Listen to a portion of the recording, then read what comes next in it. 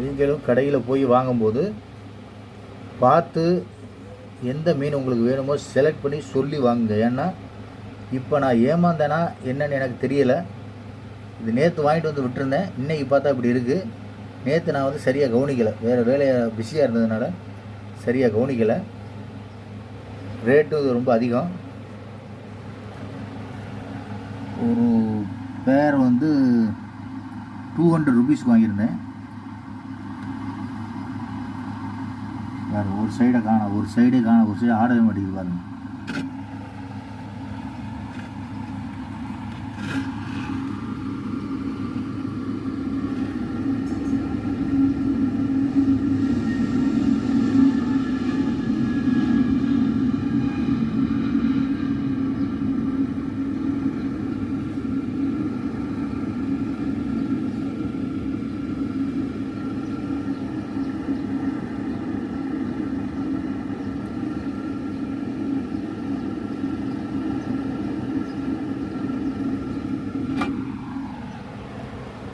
இது வந்து இப்படி தான் இருக்குமா இல்லை இறந்து போயிருமா என்னன்னு தெரியல, பார்ப்போம்.